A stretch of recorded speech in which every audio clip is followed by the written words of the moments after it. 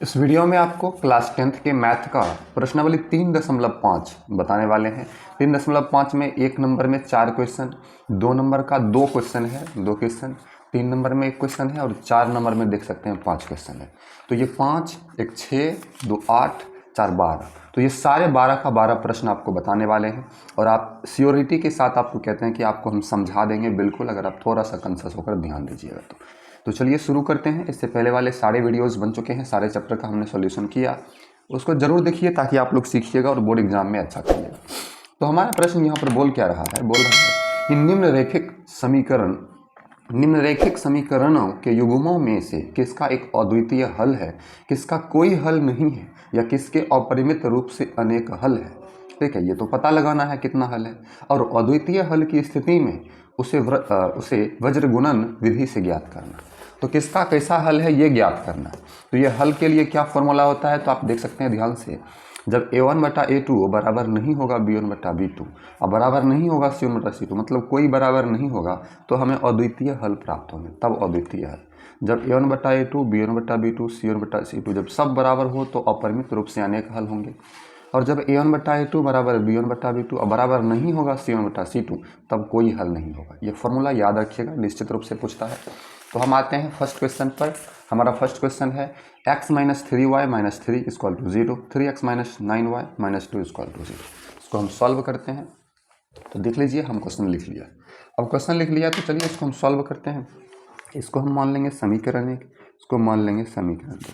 ठीक है, तो ये समीकरण 1 है, तो ये a1 x के गुना में कुछ नहीं तो 1, ये b1 y के गुना में -3 है, -3, और ये c1 -3। ठीक है, अब ये देख लीजिए, x के गुना में 3 है तो a2 बराबर 3, और y के गुना में -9 है तो b2 बराबर -9, और ये -2 हो गया, c2 बराबर -2। अब हम लोग जांच कर लेते हैं। जांच कैसे करेंगे, तो ऐसे करेंगे a1/a2 बराबर 1/3, ठीक है, b1/b2 बराबर -3/-9, माइनस माइनस कट गया, 3 3 1/3। उसके बाद c1/c2, c1 है -3 और c2 है -2, माइनस माइनस कट गया, तो 1/3 1/3 3/2, मतलब ये दोनों बराबर है। a1/a2 बराबर है b1/b2 और बराबर नहीं है c1/c2। ठीक है, तब बताइए इसका कितना हल होगा। तो ध्यान से देखिएगा, एगो बराबर है एगो बराबर नहीं है, एगो बराबर है एगो बराबर नहीं है, तो कोई हल नहीं है इसका। क्या होगा इसका, लिख देंगे कोई हल नहीं है, कोई हल नहीं है। सॉल्व हो गया, आप स्क्रीनशॉट कर लीजिए इसका। चलिए हम इसका दूसरा सवाल देखते हैं। यहाँ पर देख सकते हैं 2x + y बराबर 5 है, ये पहला समीकरण है। 5 को इधर कर लेंगे, 2x + y उधर है कुछ नहीं, प्लस में है तो इधर कर लेंगे, माइनस में आएगा, बराबर में कुछ नहीं तो 0। ये समीकरण 1 हो गया। फिर आपका है 3x + 2y बराबर 8 है। 8 को इधर कर लेंगे, 3x + 2y, 8 इधर आएगा तो -8, बराबर में कुछ नहीं तो 0। समीकरण 2 हो गया। ठीक है, अब इसमें हम जांच कर लेते हैं।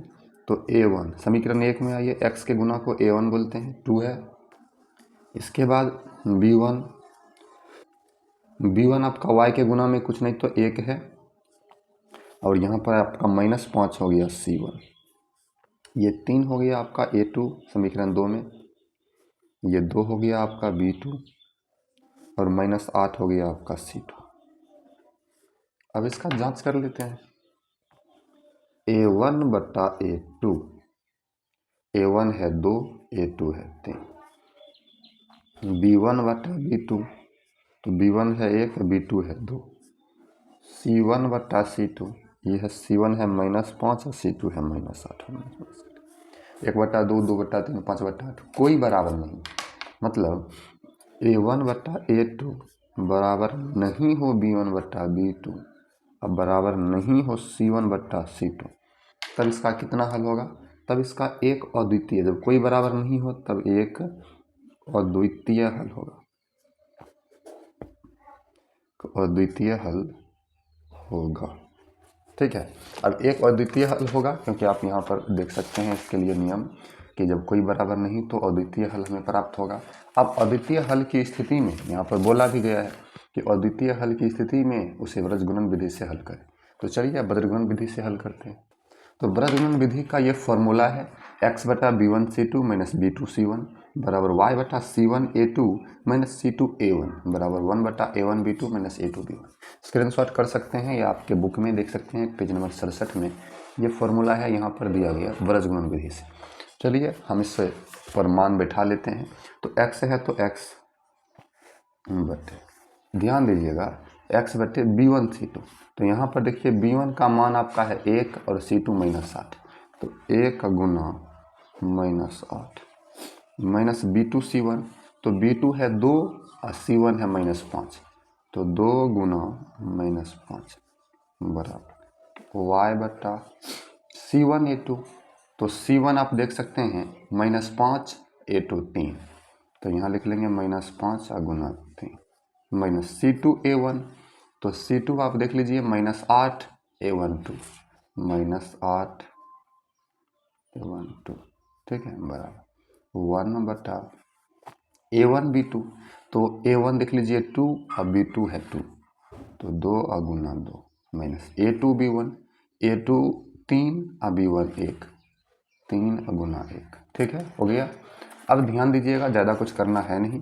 x बट्टा -8 गुना 1 तो -8, उसके बाद माइनस माइनस प्लस 5 दूना 10 बराबर y/, -5 गुना 3 तो -15, माइनस माइनस प्लस 8 दूना 16 बराबर 1/2 दूना 4 और -3 एकम 3।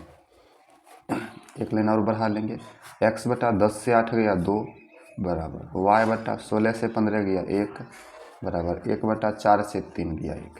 तो हमेशा इसको तीसरे वाले से बराबर करेंगे, x/2 बराबर 1/1 तिरछा गुना, ठीक है। वहीं y/1 बराबर 1/1 तिरछा गुना, x गुना 1 x बराबर 2 गुना 1 2। तो x बराबर 2 आ गया। तो y गुना 1 y बराबर 1 गुना 1 y बराबर 1 का। तो ये आपका समीकरण था, इसका एक अद्वितीय हल था, दूसरा क्वेश्चन था 1 का, और ये आपका आंसर x का 2 y का 1 आया। चलिए हम आगे बढ़ते हैं, तीसरे सवाल की ओर चलते हैं। ध्यान दीजिएगा, तीसरा सवाल है 3x - 5y बराबर 20, 6x - 10y बराबर 40। चलिए सॉल्व किएगा, हमने इसको लिखा। अब हम यहाँ पर इसको व्यापक रूप में लाएंगे, तो इधर लाना पड़ेगा, 20 इधर आएगा तो माइनस में आ जाएगा, क्योंकि उधर कुछ नहीं तो प्लस में है, बराबर में 0, ये समीकरण लिखो। फिर है आपका 6x - 10y बराबर में है 40, इसको इधर लाएंगे, 6x - 10y माइनस में 40 हो जाएगा बराबर में 0। तो हम यहाँ पर a1 आपका 3, b1 आपका -5, c1 आपका -20। फिर यहाँ पर a2 ये समीकरण 2 हो गया, a2 6, b2 -10 और c2 -40, ठीक है। यहाँ पर ऐसे आपका आया। अब चलिए हम इसको कर लेते हैं, a1/a2 3/6 होगा। तो 3/6 होगा तो 3 एकम 3 3 दूना 1/2 आया। अब हम करेंगे b1/b2 -5/-10। तो इसमें भी वही काम, माइनस और माइनस कट गया, 5 और दूना 10, तो ऊपर में 5 एकम 5 तो 1/2। तो फिर है -20 तो -40। तो यहाँ पर भी वही काम, माइनस माइनस कट गया, 0 0 कट गया, 2 एकम 2 और 2 दूना 4, 1/2। सभी 1/2 आया, मतलब सबका सब बराबर है। a1/a2 बराबर है b1/b2 बराबर है c1/c2। तो निकाह इसका हल क्या होगा, जब सब बराबर हो तो अपरिमित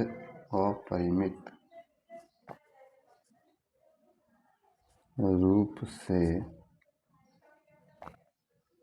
अनेक हल, परिमित रूप से इसका अनेक हल होगा। इसका स्क्रीनशॉट कर लीजिए। अब हम आगे बढ़ते हैं 4 नंबर के क्वेश्चन के लिए। तो ये आपका है अगला 4 नंबर का, x - 3y - 7 = 0, 3x - 3y - 15 = 0।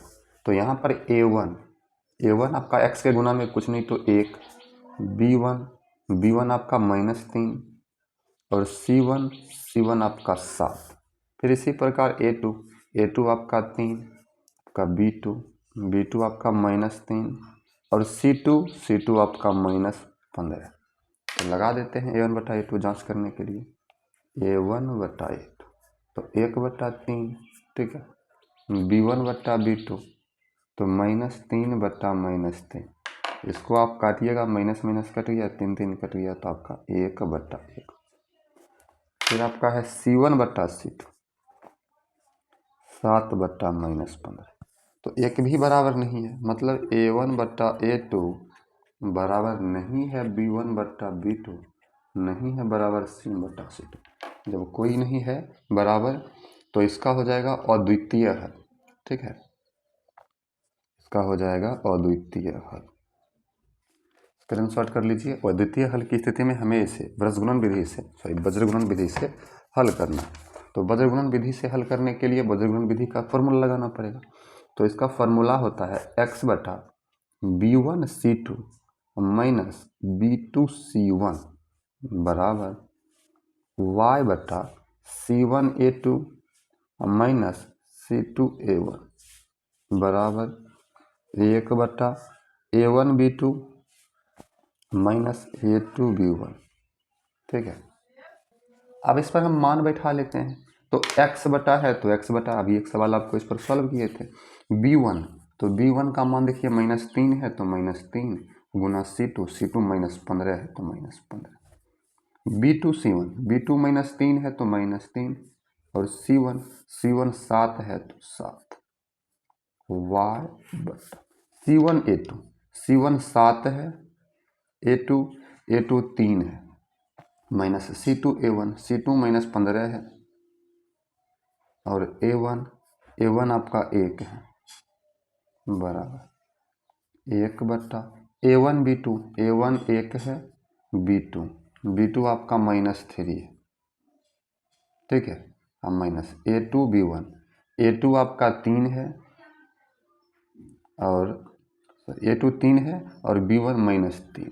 यहाँ पर मान बहुत सोच समझ के बैठाइएगा। अगर थोड़ा सा मिस्टेक कर गया आंसर आपका गलत हो जाएगा पूरे। जैसे हम B1 C2 लिए तो B1 अब -3 था, C2 -15 था, ले लिए माइनस B2 C1 तो B2 -3 था, C1 7 था, लिए। अब C1 देख लीजिए 7, A2 3, 7 3, फिर माइनस का 3 C2 -15 A1 1 कर लिए। A1 1 B2 -3 ये माइनस है, फिर A2 यहाँ पर 3 और B1 -3 देख लीजिए, ठीक है। अब सॉल्व कर लेते हैं। x/, माइनस गुना माइनस प्लस 3, 15 गुना 3 15 तिया 45, फिर माइनस गुना माइनस प्लस 3 7 21, y/7 तिया 21 माइनस गुना माइनस प्लस और 15 गुना 1 15 बराबर 1/-3 गुना 1 -3 और माइनस गुना माइनस प्लस 3 तिया 9, ठीक। अब x/, जोड़ेंगे 45 1 46 20 66 y/, 21 5 26 10 36 बराबर 1/9 से 3 गया 6। तो हमें क्या करना है, इसको इसी के बराबर करना। इसके बराबर करने के लिए हमको x/66 बराबर 1/6, सेम y/36 बराबर 1/6। तो ध्यान दीजिएगा ना, तो ये ऊपर जाएगा, ये इधर आएगा, फिर नीचे जाएगा। तो ऐसे हम यहाँ से काट सकते हैं इसको बट्टा में। 6 से 11 6 66, 6 से 6 6 36, सामने सामने बट्टा में दोनों है, काट सकते हैं। 1 गुना x 1 गुना 11 11, x बराबर 11 आया, इधर y गुना 1 y बराबर 1 गुना 6। आप तिरछा गुना करके इसको करिएगा ना, इसे तिरछा गुना करके तो सेम बात आएगा। तो आपका ये जो है सॉल्व हो गया, x का 11 y का 6। आप यहाँ पर ध्यान दीजिएगा, थोड़ा सा यहाँ पर मिस्टेक कर दिया गया है। मिस्टेक क्या हो गया कि -7 था C1 और यहाँ पर हम 7 ही लिखे हैं, तो यहाँ पर हमें माइनस लगाना पड़ेगा। तो यहाँ पर भी माइनस लगाना पड़ेगा, माइनस माइनस कट गया, ज़्यादा बदलाव नहीं होगा। जहाँ जहाँ C1 है वहाँ पर -7 देना पड़ेगा। C1 है तो ये 7 माइनस में रहेगा और ये माइनस में 7 रहेगा, तो यहाँ पर 21 जो है, यहाँ माइनस माइनस प्लस हो गया, ये माइनस माइनस प्लस 7 21, यहाँ पर माइनस ही रहेगा और 45 से 21 घटेगा, 5 से 1 गया 4 बचेगा और 4 से 2 गया तो 2 बचेगा, 24 बचेगा। ठीक है, 24 बचेगा, यहाँ पर 24 और इधर जो है 24 बचेगा, 6 चौक 24, 4 बार में कटेगा। ठीक है, 4 बार में कटेगा। इसके बाद y यहाँ पर C1 है, C1 ये माइनस में 7 रहेगा, तो माइनस में 7 रहेगा तो माइनस में 21, तो माइनस में 21 तो 15 से यहाँ 6 माइनस में 6 आएगा, माइनस में 6 आएगा, 6 कटेगा, तो 6 कटेगा यहाँ पर, या यहाँ कह सकते हैं माइनस में 6 रहेगा, 6 कटेगा तो यहाँ पर 1 आएगा, वो भी माइनस में, y का मान 1 आएगा माइनस में। बस थोड़ा सा यहाँ पर, थोड़ा सा या कहिए बड़ा सा कहिए, ये तो माइनस का देख लीजिए, थोड़ा सा माइनस का प्रॉब्लम हुआ तो कितना सारा चेंजिंग आ गया। y बराबर -1 और x बराबर 4 इसका आंसर आएगा। ठीक है, चलिए आगे बढ़ते हैं। अब दूसरा प्रश्न में जो दिया गया है उसे लिख लेंगे, तो लिखेंगे दिया गया है,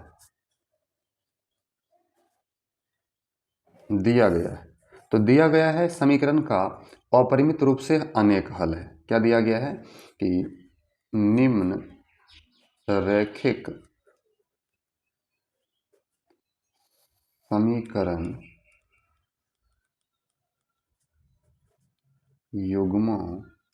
के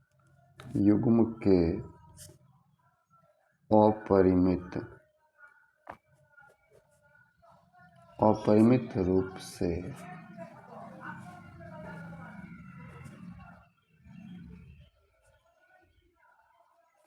तो दिया गया है निम्न रैखिक समीकरण युग्म के अपरिमित रूप से अनेक हल है। अब अनेक हल होगा तो क्या होगा, अर्थात a1 बट्टा a2 बराबर होगा b1 बट्टा b2 और बराबर होगा c1 बट्टा c2, ये फॉर्मूला लगेगा।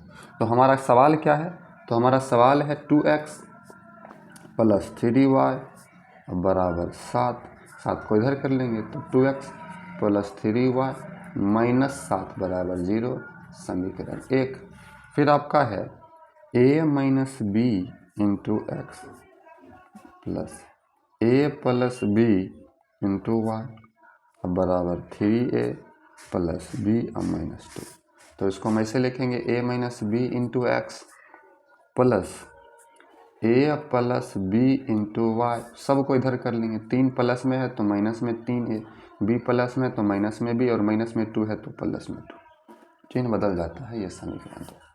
अब इसमें हम लिख लेते हैं a1 का मान, a1 का मान समीकरण 1 से 2, b1 आपका 3, c1 आपका हो जाएगा -7।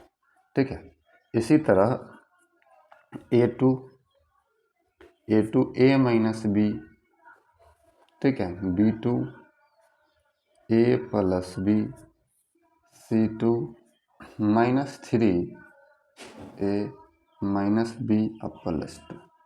ठीक है, ये चलिए अब हम इसे क्या करते हैं, उस फॉर्मूला पर बैठा लेते हैं, क्योंकि सभी बराबर होगा, तो सभी बराबर होगा तो a1 बट्टा a2 बराबर b1 बट्टा b2 अब बराबर c1 बट्टा c2 दिया है, क्योंकि पहले से ही बोला है ऐसा होगा। अब हम a1 बट्टा a2, a1 2 है, a2 a minus B, b1 बट्टा b2, b1 3 है, b2 a plus B, c1 बट्टा c2, c1 -7 है और c2 है -3 minus b -3a minus b plus 2, इस तरह से। अब इसमें सब बराबर है तो आप इसमें से कोई भी मान एक ले सकते हैं, आसानी से आपका सवाल सॉल्व हो जाएगा। हम ये दोनों को बराबर कर लेते हैं, 2 बट्टा a माइनस बी बराबर 3 बट्टा a प्लस बी, तो इसको हम तिरछा गुना करेंगे, इसे तिरछा गुना करेंगे, 2a प्लस 2b बराबर 3a माइनस 3b, तो 3a इधर आएगा या 2a को उधर भेज देंगे, एक ही बात है। तो 2a 3a इधर आएगा तो -3a, प्लस में 2b है तो 3b इधर आएगा तो प्लस में 3b, बराबर में कुछ नहीं तो 0, तो -a प्लस 5b बराबर 0, माइनस कॉमन ले लेंगे तो a माइनस 5b बराबर 0, ऐसे आएगा। हम समीकरण 2 माने हुए हैं, इसको समीकरण 3 मानेंगे, इसमें लंबा प्रोसेस है थोड़ा सा। अब ये दोनों को बराबर कर देते हैं, 3/a प्लस बी बराबर -7/-3a माइनस बी प्लस 2। तो यहाँ भी तिरछा गुना होगा, तिरछा गुना होगा तो 3 तिया 9 -9a -3b प्लस 3 दूना 6 बराबर -7a और -7b। ठीक है, तो -9a 7a इधर आएगा तो -9a 7a आएगा तो प्लस में 7a -3b 7b इधर आएगा तो प्लस में बराबर 6 को उधर भेज देंगे -6। 9 से 7 गया तो -2a 7 से 3 गया तो +4b और बराबर -6 माइनस कॉमन यहाँ पर -2 कॉमन ले लेते हैं, a यहाँ माइनस हो जाएगा 2b क्योंकि 2 दूना 4 बराबर -6। तो a -2b ये गुना में है तो भाग में जाएगा -6/-2 माइनस माइनस कटा 2 तिया 6 a -2b बराबर 3। ये समीकरण 4 में। अब इसको आप लोग विलोपन या प्रतिस्थापन विधि से ऐसे हल कर लीजिए, दोनों बराबर है, a -5b a -2b इसके बराबर में 0 इसके बराबर में 2 प्लस प्लस माइनस ये गया प्लस, तो 5 से 2 घटाइए -3b प्लस प्लस माइनस यहाँ -3 तो b बराबर -3/-3 माइनस माइनस कट गया 3 b बराबर 1 आ गया, b बराबर 1 आ गया। समीकरण 3 में हम एक b का मान रख देते हैं, तो समीकरण 3 में b का मान रखने पर समीकरण 3 है a -5b बराबर 0, तो a -5b का मान 1 बराबर 0, a -5 गुना 1 5 बराबर 0, a बराबर उधर जाएगा तो 5, a बराबर 5 b बराबर 1 आया। सबसे पहले हमने इसको जांच यहाँ पर देख लीजिए, बोला है अनेक हल है, तो अनेक हल के लिए हमें a1 b1 c1 सब लिखे, फिर अनेक हल के लिए जो सूत्र होता है a1/a2 बराबर b1/b2 बराबर c1/c2 लिखे, उसी पर बैठा दिए।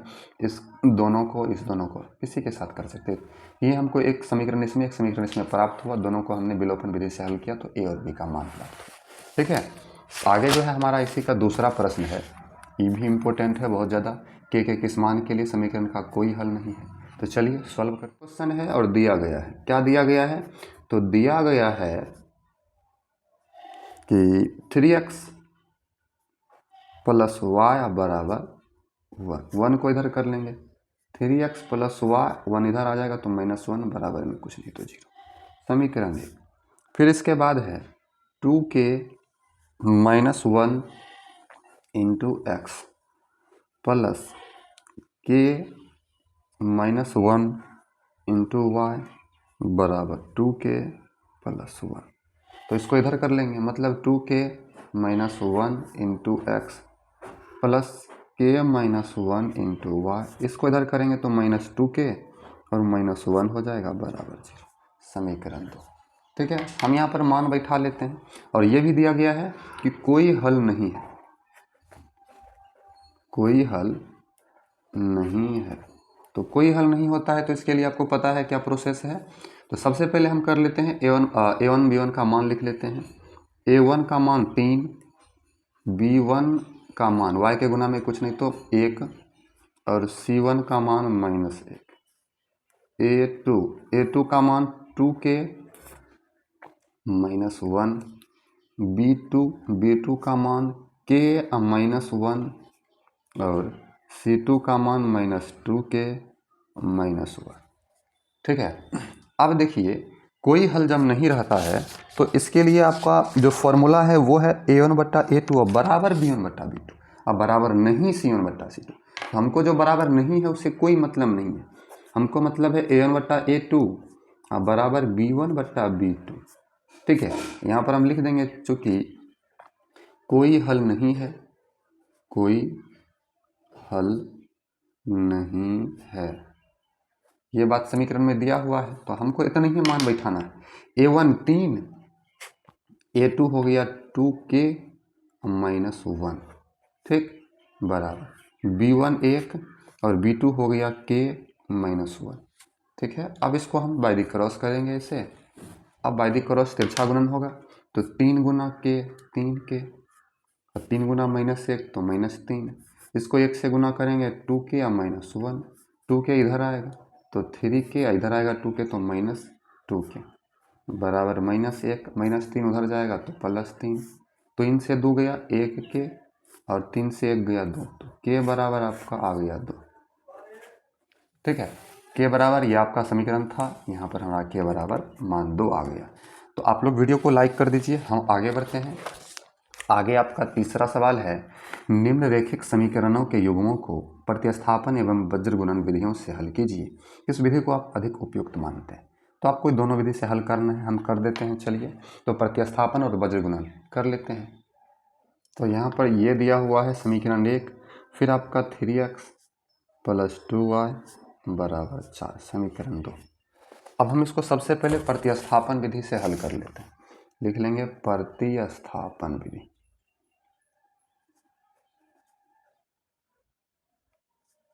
प्रतिस्थापन विधि से हल करने के लिए नियम है, समीकरण 1 से चलेंगे और समीकरण 3 प्राप्त होगा। समीकरण 1 है 8x + 5y = 9।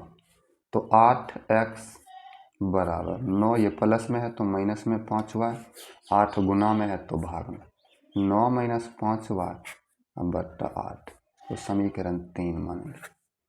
समीकरण 3 मान लिए। अब x का मान समीकरण 2 में रखने पर, तो यहाँ में ये बात को लिखना पड़ेगा, समीकरण 2 में x का मान रखने पर, समीकरण 2 में x का मान रखने पर ध्यान दीजिए। तो समीकरण 2 है 3x, तो हम लिखेंगे 3 और x के जगह पर हम लिख देंगे 9 - 5y / 8 + 2y है तो 2y = 4 है तो 4। ठीक है, अब देखिए 3 9 27 -5 दिया 15y / 8, सॉरी प्लस 2y बटा में कुछ नहीं तो 1 = 4, ये इधर का है। अब 8 1 का लघुत्तम लेंगे तो 8, यहाँ पर 27 - 15y प्लस 1 8 है 8, तो 8 दूना 16y बराबर 4 है तो 4। अब देखिए 27, 16 से 15 गया तो प्लस में हो जाएगा y / 8 बराबर 4, बट्टा में 1 रखेंगे तिरछा गुना, तो ये इधर गुना होगा, ये इधर गुना, तो 27 + y = 8 × 4 = 32, तो y बराबर 32 - 27, तो y बराबर 5 आएगा। यहाँ से हमने हल किया, y बराबर 5 आया। 3.3 में आपको बताए थे। समीकरण 3 में y का मान रखेंगे, तो रख देते हैं, ध्यान दीजिएगा। समीकरण 3 में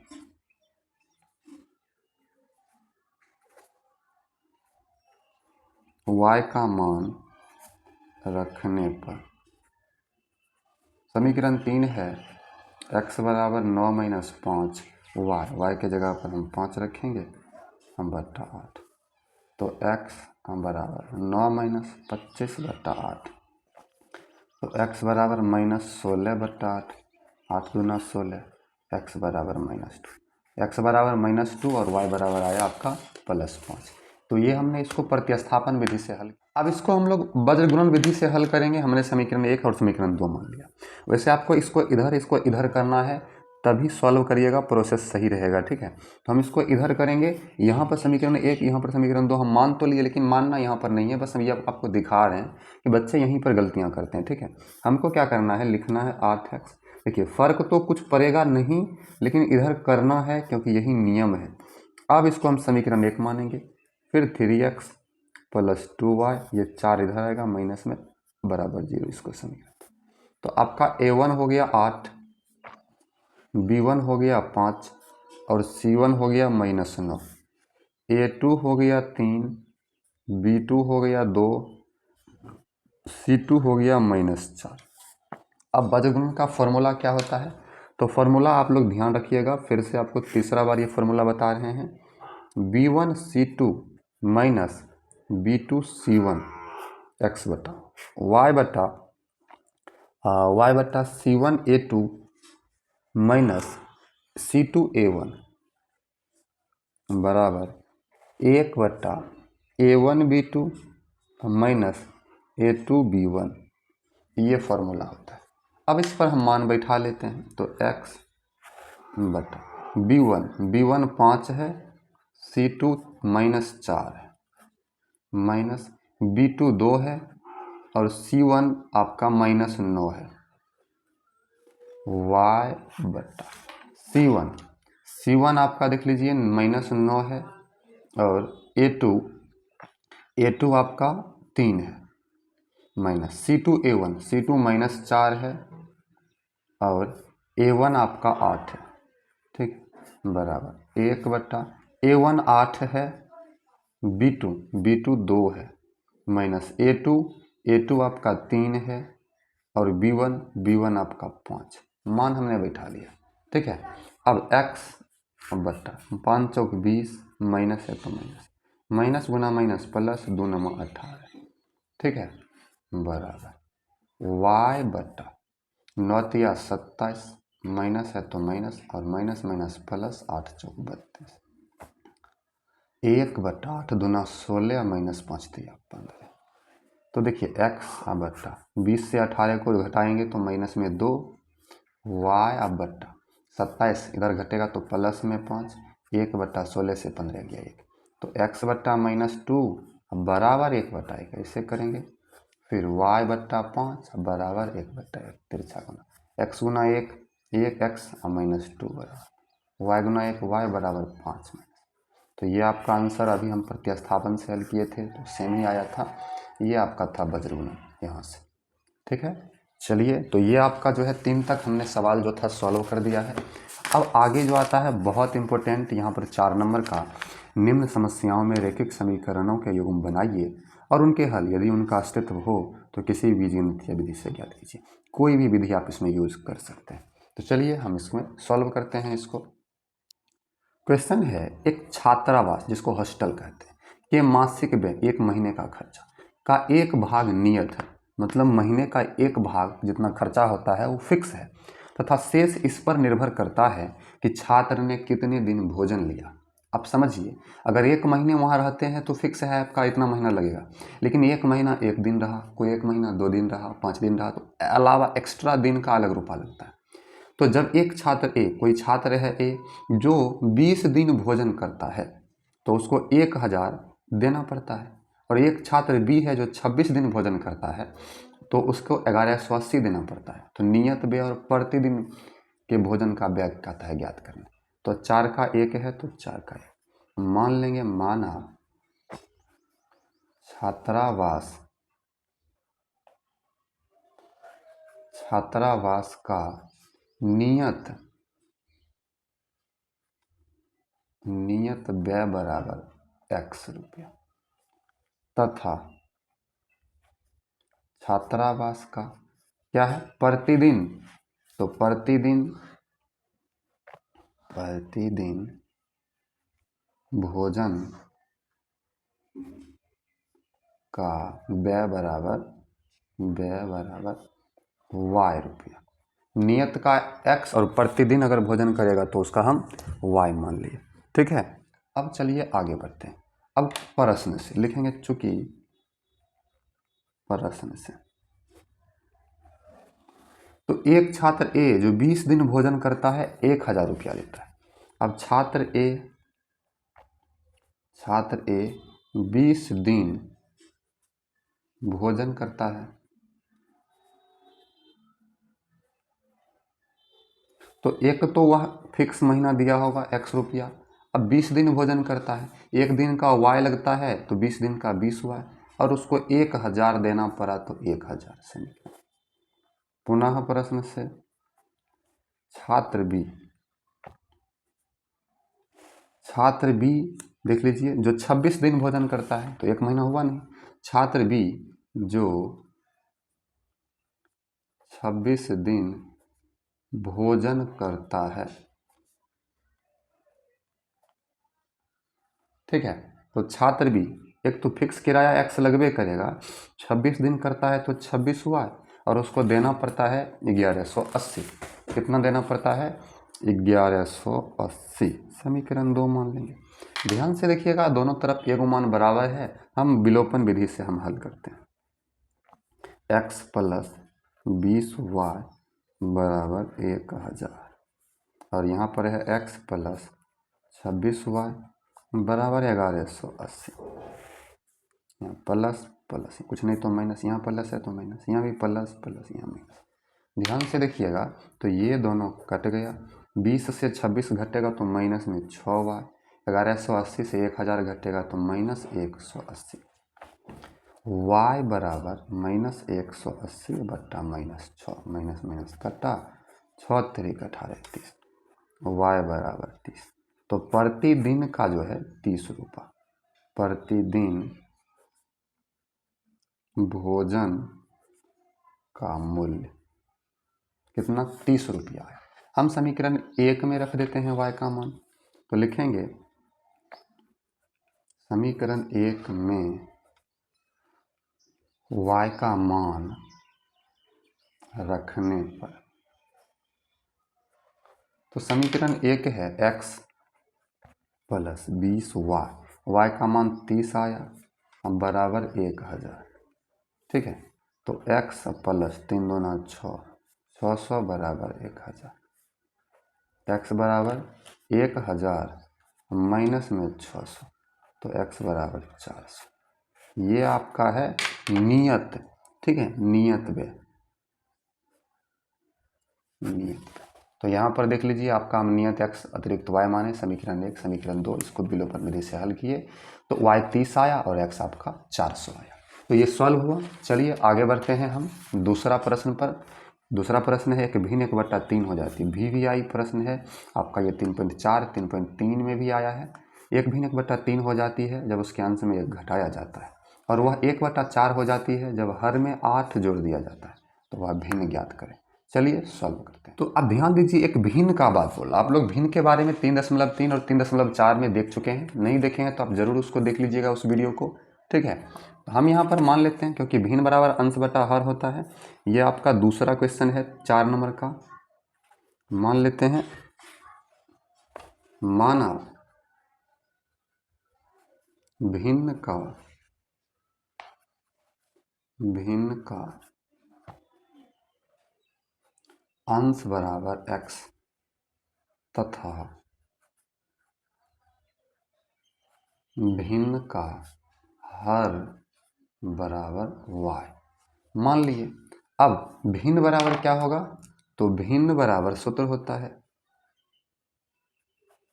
भिन्न बराबर होता है अंश बटे हर। तो अंश आपका x और हर आपका y। चलेंगे प्रश्न से, भिन्न 1/3 हो जाती है जब उसके अंश से 1 घटाया जाता है। तो भिन्न बराबर क्या है, अंश बटे हर x बटा y, और वह 1/3 हो जाती है तो हो जाने दीजिए जब उसके अंश से 1 घटा दे, सिर्फ अंश से बोला, हर में कुछ नहीं करने बोला। तो अब यहाँ पर तिरछा गुना होगा, x गुना 3 तो 3x, माइनस 1 गुना 3 तो -3 बराबर y गुना 1 तो y। सीधा कर लेते हैं, 3x माइनस y बराबर 3 को उधर भेजेंगे तो प्लस में चला जाएगा समीकरण, ठीक है। अब ध्यान दीजिएगा, पुनः प्रश्न से आगे आप लोग कर लीजिएगा, हम यहीं पर कर लेते हैं पुनः प्रश्न से। फिर हम भिन्न अंश बट्टा हर x बट्टा y है तो हम इसको लिख लिए, ठीक है। अब लिख लिए, अब बोल रहा है वह 1/4 हो जाती है, कितना हो जाती है, 1/4 है जब हर में 8 जोड़ दिया जाता है। जब हर में 8 जोड़ दिया जाता है तो वह 1/4 हो जाती है। तो हर में 8 को जोड़ दीजिए, तिरछा गुना होगा, x गुना 4 4x बराबर 1 गुना y y 8 गुना 1 8, y इधर आएगा तो 4x माइनस y बराबर 8 समीकरण। इसमें इसको हम विलोपन विधि से हल कर लेते हैं। तो x का गुणांक बराबर नहीं है लेकिन y का बराबर है, तो कर लेते हैं, इसको लिख लेते हैं 3x माइनस y बराबर 3, इसको लिख लेते हैं 4x माइनस y बराबर 8, प्लस यहाँ प्लस माइनस। तो यहाँ पर देखिए 3x में 4x घटेगा तो माइनस में x बचेगा, यहाँ प्लस होगा, प्लस में माइनस घटेगा तो कट जाएगा, प्लस प्लस माइनस 8 3 माइनस में है तो यहाँ 5 बचेगा, 8 से 3 कटेगा और माइनस माइनस काट दीजिए, x बराबर 5 आ गया। तो हम यहाँ पर लिख देंगे x बराबर 5 आ गया। तो समीकरण 1 चाहे 2 में हम इसका मान रख दें, x का मान रख देते हैं। तो हम समीकरण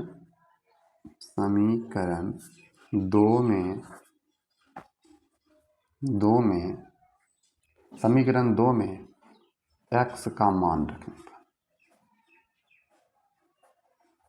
तो 4, आप 1 या 2 कोई में भी रख सकते हैं। 4 गुना x, x 5 है, माइनस y बराबर 8। 4 पंचे 20 माइनस y बराबर 8। तो माइनस y बराबर 8, ये 20 इधर जाएगा माइनस में, तो माइनस y बराबर माइनस 12, माइनस माइनस कट गया, y बराबर 12, y बराबर 12, x बराबर 5 आया। आंसर नहीं मिला होगा क्योंकि पूछा है भिन्न बराबर, तो हो जाएगा भिन्न बराबर x बटे y था, तो x का मान 5 आया, y का मान 12 आया। ये आपका 5/12 आंसर हो गया। ठीक है, 5/12 आपका आंसर हो गया। चलिए आगे बढ़ते हैं। आगे हम लोग ध्यान देंगे, आपका तीसरा क्वेश्चन है, ध्यान से पढ़िएगा कि यश ने एक टेस्ट में, मतलब कि परीक्षा दिया, टेस्ट परीक्षा, उसमें 40 अंक अर्जित किए। जब उसे प्रत्येक सही उत्तर पर 3 अंक मिला और गलत उत्तर पर, अशुद्ध उत्तर पर 1 अंक की कटौती की गई। यदि उसे सही उत्तर पर 4 अंक मिलते तथा अशुद्ध पर 2 अंक कटते तो यश 50 अंक अर्जित करता। तो बताइए टेस्ट में कितने प्रश्न थे। तो यहाँ भी आंसर नहीं मिलता है, ध्यान रखिएगा, बहुत एकदम दिमाग लगाने वाला प्रश्न।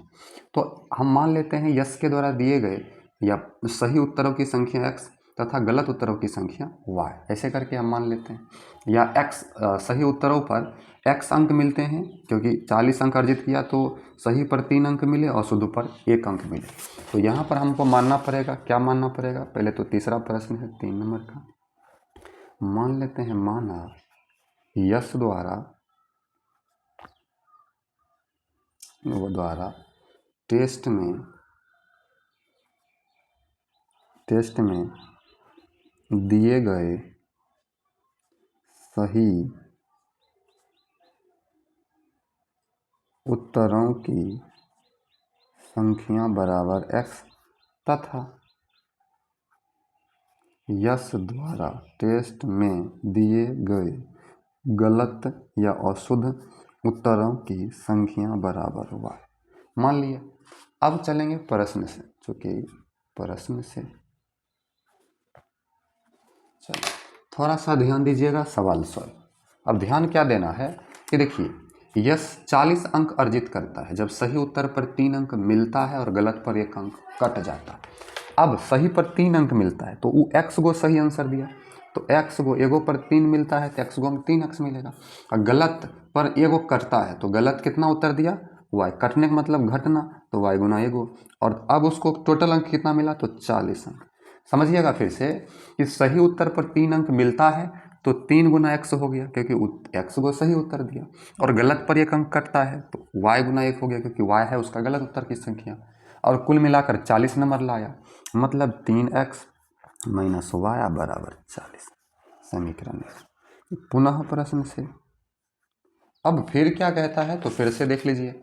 अब फिर बोल रहा है कि यदि उससे सही उत्तर पर 4 अंक मिले और गलत पर 2 अंक कटे, तो सही पर 4 अंक मिले तो x सही दिया, सही पर 4 मिलेगा तो 4x, y गलत दिया, गलत पर 2 कटा तो उसको 50 गो अंक मिलता। 4x माइनस 2y बराबर 50। अगर यहाँ पर हम कॉमन ले लें दोनों में 2 तो आसान हो जाएगा। 2 कॉमन लेते हैं तो x माइनस वाई, यहाँ 2x होगा, 2x माइनस वाई बराबर 50। ये 2 उधर जाएगा तो 2x माइनस वाई बराबर 50/2 काटिए 25, तो 2x माइनस वाई बराबर 25 समीकरण 2। माइनस वाई दोनों में बराबर है तो इसे हम विलोपन विधि से हल कर लेते हैं। 3x माइनस वाई बराबर 40, इधर आएगा 2x माइनस वाई बराबर 25, प्लस प्लस माइनस 3 से 2 गया, एगो x यहाँ प्लस होगा तो ये प्लस माइनस कट जाएगा, प्लस यहाँ माइनस। 40 से 25 घटेगा तो 15 बचेगा, तो x बराबर आपका कितना आ गया, 15। समीकरण 1 या 2 में x का मान रख लेते हैं। समीकरण 1 में x का मान रखने पर समीकरण 1 है 3x का मान आया 15, तो 15 माइनस वाई बराबर 40। ठीक है। तो 15 तिया 45 माइनस वाई बराबर 40, वाई उधर भेज देते हैं, 40 इधर, 45 माइनस 40 बराबर वाई, तो वाई बराबर 5, वाई बराबर कितना आया 5, एक्स बराबर 15। तो आपका आंसर नहीं मिला होगा। क्यों नहीं मिला होगा? क्योंकि ध्यान से अगर आप देखिएगा प्रश्न पूछ क्या रहा है, ये थोड़ी पूछा कि कितना गलत कितना सही, बोला टेस्ट में कितने प्रश्न थे, तो गलत तो जवाब दिया तो वो भी तो प्रश्न ही ना था, सही जवाब दिया या गलत जवाब दिया था तो प्रश्न ही। तो लिखेंगे टेस्ट में कुल प्रश्नों की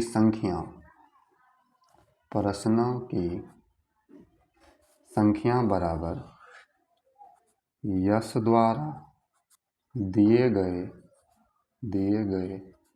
सही उत्तरों की संख्या प्लस गलत उत्तरों की संख्या मतलब यश जो है कितने प्रश्नों का जवाब सही दिया तो 15 गो, और कितने प्रश्न का जवाब गलत दिया तो 5 गो, तो कुल कितने प्रश्न था तो 20 गो। टेस्ट में कुल 20 प्रश्न थे। आंसर हो गया। ठीक है, बिल्कुल आसान था, आपने इसको सॉल्व किया, ध्यान दीजिएगा, स्क्रीनशॉट कर लीजिए। चलिए आगे बढ़ते हैं, हमारा तीसरा प्रश्न सॉल्व हो गया। 4 नंबर का क्वेश्चन है मोस्ट इंपोर्टेंट और सबको बहुत भारी लगता है, लेकिन है बहुत आसान, अभी तुरंत समझिएगा। एक राजमार्ग है जिसको NH बोलते हैं, नेशनल हाईवे NH, ठीक है। तो एक राजमार्ग पर दो स्थान A और B 100 किलोमीटर की दूरी पर है। अब दो स्थान है जो 100 किलोमीटर की दूरी पर है। एक कार A से तथा दूसरी कार B से एक ही समय चलना शुरू करती है। एक कार A से और दूसरी कार B से एक ही समय चलना शुरू करती है। यदि ये कारें भिन्न भिन्न चालों से एक ही दिशा में चलती है तो वे 5 घंटे पश्चात मिलती है। यदि वे विपरीत दिशा में चलती है तो 1 घंटे पश्चात मिलती है। दोनों कारों की चाल ज्ञात करें। तो हम यहाँ पर क्या करेंगे, मान लेंगे माना कार ए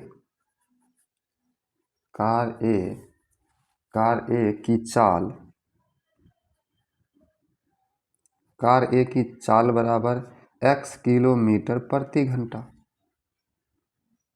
तथा कार B की चाल बराबर y किलोमीटर प्रति घंटा। दोनों कार की चाल मान लिए। अब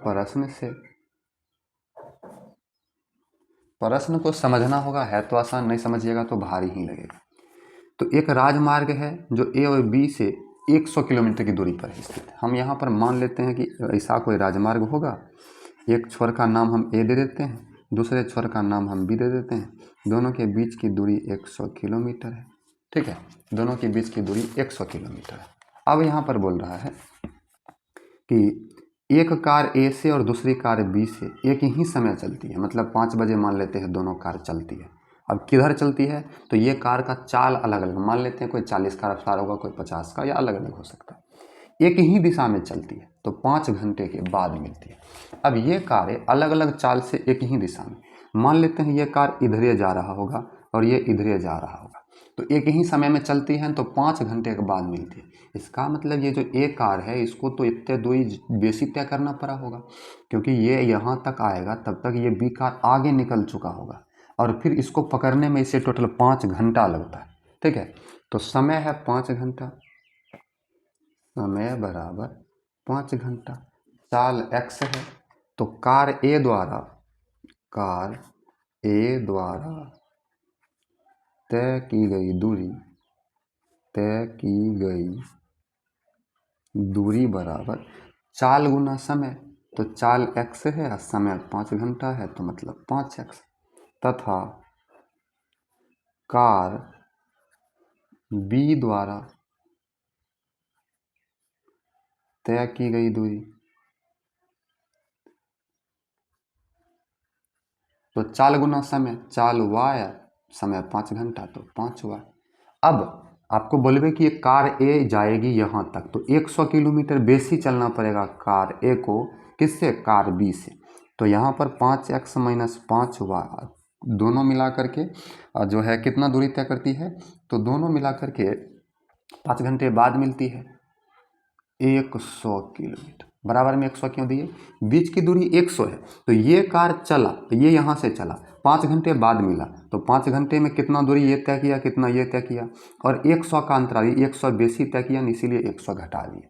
ठीक है, दोनों में 5 कॉमन आएगा, x माइनस वाई अब बराबर 100, 5 बट्टा में जाएगा, x माइनस वाई बराबर 100 बट्टा 5, 20 पंचे 100, x माइनस वाई बराबर 20, समीकरण 1। ठीक है, पुनः प्रश्न से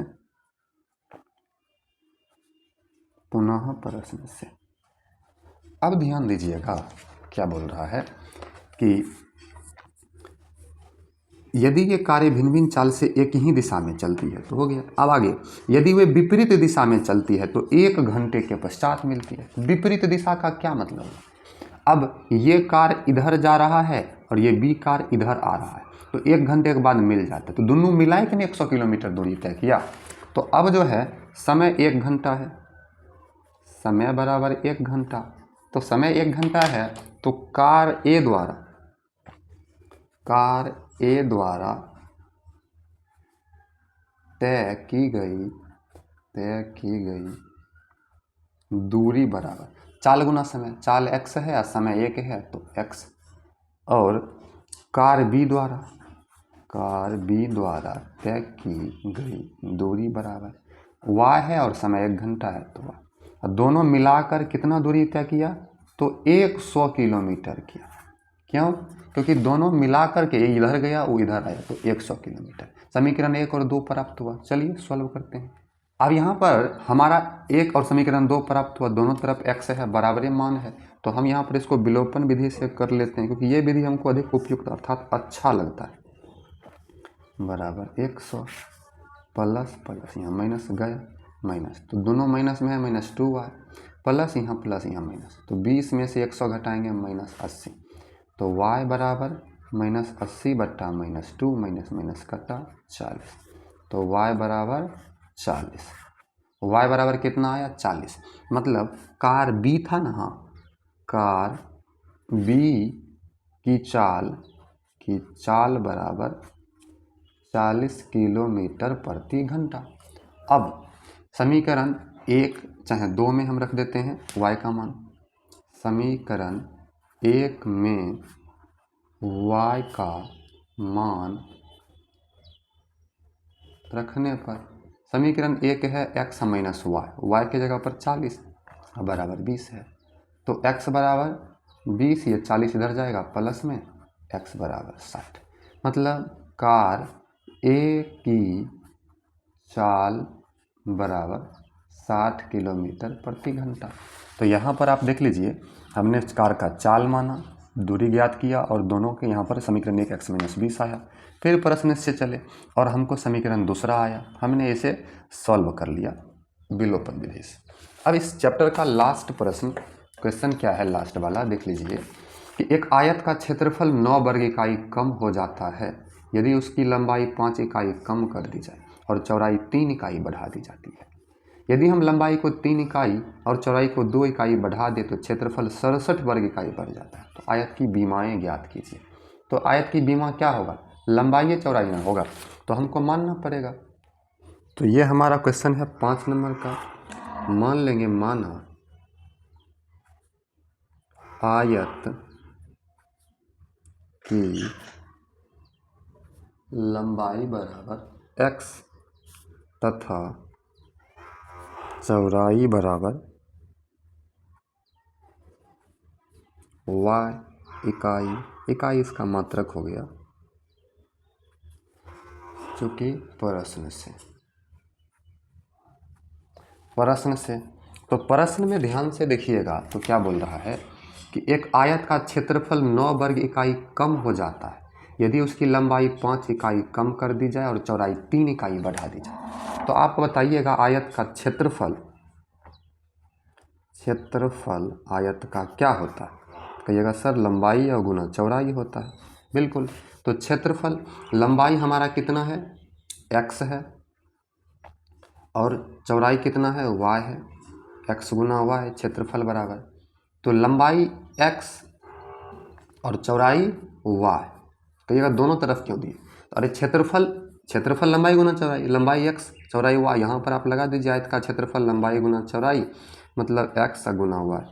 तो अब बोला क्या कि यदि उसकी लंबाई 5 इकाई कम कर दी जाए, लंबाई x है तो 5 कम कर दिए, और चौड़ाई जो है और चौड़ाई 3 बढ़ा दी जाए तो 3 बढ़ा दिए, तो क्षेत्रफल जो है 9 वर्ग इकाई कम हो जाता है, क्षेत्रफल 9 वर्ग इकाई कम हो जाता है।